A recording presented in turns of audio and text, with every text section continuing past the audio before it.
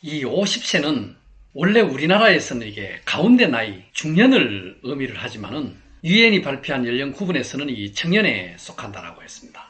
인생 전체에서 이렇게 볼 때 앞으로 살아갈 날이 많이 남은 이 가운데 나이, 가운데 중자로 써서 중년이라 그러죠. 그런데 이 무거운 나이, 중년이라는 의미로 요즘 50세들은 은퇴할 날이 얼마 남지 않은 그 무거운 나이, 중년으로 이렇게 인식을 해버리는 경우가 많죠. 또 생애 관점상으로 봤을 때, 주기적으로 봤을 때도 어떤 의욕이나 희망이 넘쳐날 시기가 이 50대입니다. 그러나 이 시점에 본의 아니게 이제 퇴직 후에 은퇴하고 어떻게 보면은 희망의 꿈을 접고 현실에서 이래 물러나야 하는 이런 안타까운 또 현실이 다가오고 있습니다. 놀랍게도 많은 50대들은 이 무거운 나이, 중년이라는 인식을 자연스럽게 이제 받아들이게 되죠. 어떻게 보면은 지나온 날보다는 더 많은 중요한 인생 이막 시간이 앞에 펼쳐지고 있는데도 불구하고 어떻게 살 것인가를 준비하지 못하고 이렇게 은퇴를 맞게 되는 경우가 많죠. 특히 고령화 속도가 OECD 국가 중에서 우리나라가 가장 빨라요. 또 가장 많이 차지하고 있는 인구 구성 중에서도 우리 50대는 바로 이 베이비 부머 세대로서 은퇴가 이제 거의 마무리가 되고 다시 에코 세대도 은퇴 러시를 이제 이루고 있습니다. 그래서 이 50대들은 은퇴 절벽 앞에서 다가올 어려움과 문제점을 이렇게 인식을 하고 그 원인이나 대책에 대해서 철저히 준비하는 그런 이제는 50세가 되어야 한다는 겁니다. 이러한 50대, 60대 은퇴를 하게 되면은 하지 말아야 할 일 5가지가 있습니다. 이게 이제 오금이라 그러는데 첫 번째가 과도한 혼수에 대해서는 금지하라는 겁니다. 자녀 결혼으로 인해 가지고 너무 과도하게 혼수를 마련하다 보면은 빚이 진다 그럴까요? 채무 관계로 인해 가지고 노후 대책에 차질이 오는 경우가 상당히 많습니다.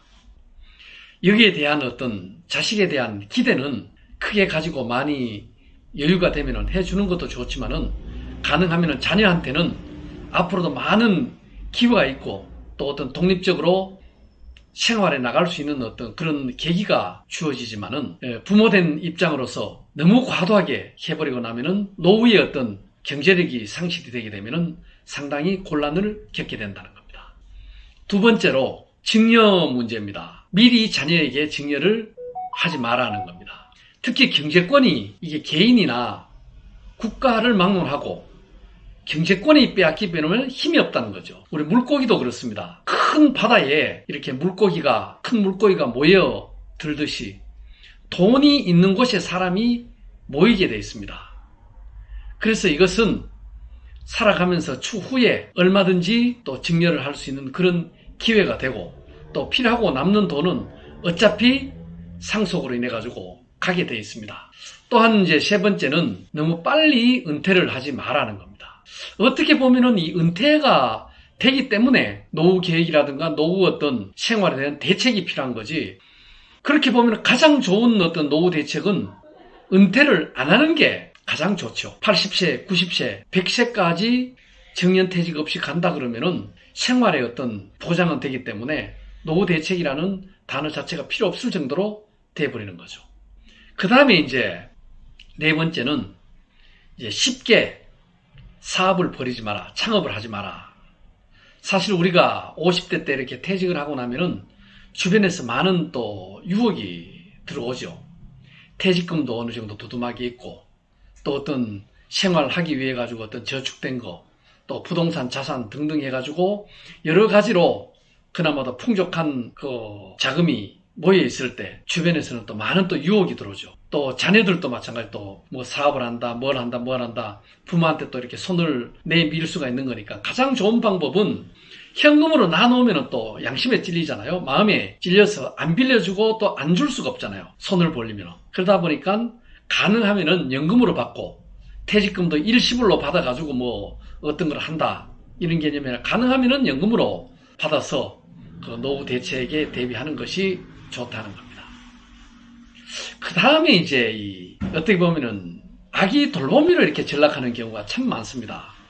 그런데 이제 우리 세대의 어머니, 아버지들, 부모들 같은 경우에는 거의 참 애 봐주고 이렇게 많이 했죠. 저 같은 경우도 이렇게 맞벌이 부부를 했습니다만은 참 우리 맞벌이 부부를 하면서 우리 부모가 우리 애를 하나 낳았는데 그를 봐주겠다 해가지고 사실 거의 뭐 할머니 밑에서 이렇게 컸는데, 왜냐하면은 너희들한테 어떤 물려준 재산은 많이 없는데 참 애기라도 내가 봐주면은 너희들을 맞벌이 부부를 하면은 그만큼 내가 기여를 하지 않느냐, 이렇게 하다 보니까 참 그 50대, 60대, 뭐 70대까지도 마찬가지지만은 이 애기 보는데 어떤 정열을 쏟아버리면은 어떤 인생 이막에 대한 이제 준비를 거의 할 수가 없다는 거죠. 저희 세대 어머니 같은 경우는 참 절대적으로 자식한테 이렇게 봉사라 그럴까요? 희생을 했던 거죠. 그런데 저희들 어머니 아버지가 지금 90대가 사실 넘었습니다. 아직 건강하신데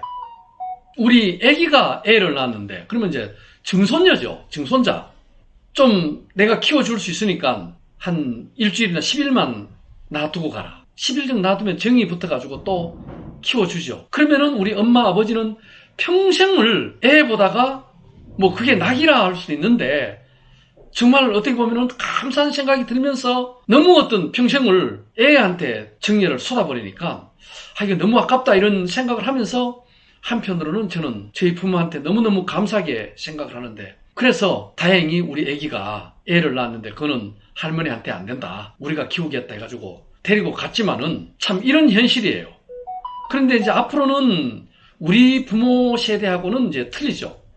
그렇기 때문에 이 노후를 또 이렇게 아기 돌보미를 이렇게 전락하는 이런 방법도 가급적이면은 좀 자제를 하는 것이 좋지 않을까 하는 생각을 해보게 됩니다.